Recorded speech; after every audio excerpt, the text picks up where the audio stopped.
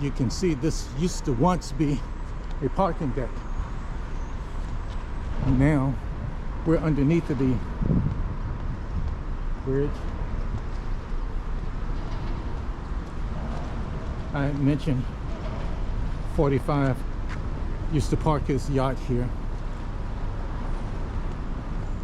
This is what I typically like: access to the water. They've been blocking so much access to the water. So we got Princess Cruise Line. We had Celebrity Cruise Lines. We saw that earlier.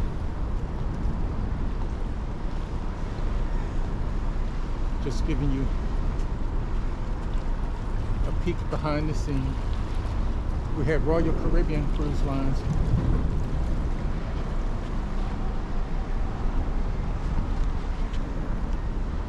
Earlier I was talking about Fort Lauderdale being the Venice of the Americas.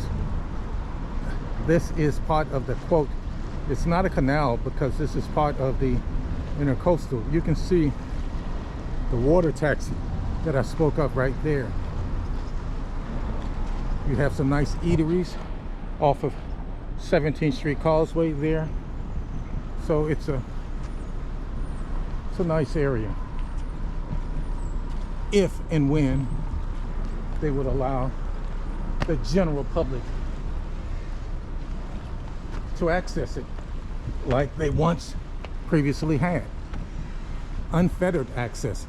And that's indicative of that parking sign that's there, because that used to be a parking lot. All right, so enjoy it while you can. Get your memories.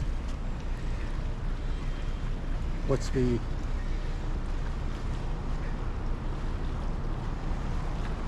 how many meters is that yacht? That used to, well, that is still the Broward County Convention Center. That used to be one of the Hard Rock eateries. Let's see if I can wait until we see the water taxi. The water taxi used to be a one-level taxi, so now it's grown to be a double decker.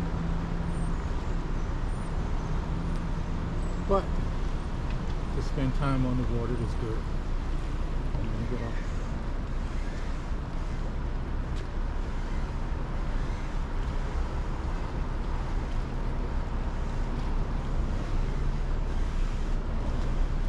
California registry on that one. This is Georgetown, which is in the Cayman Islands. Registry on that one.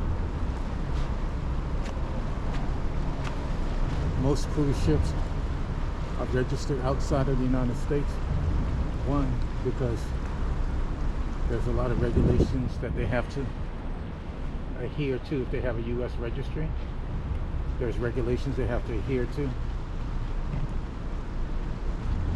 in terms of pay, in terms of labor laws. Apparently that's a stop for the water taxi.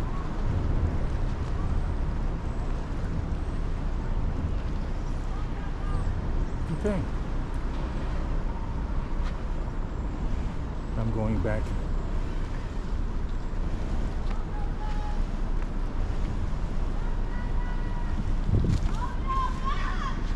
You can see the Royal Caribbean ship with the soccer ball on it.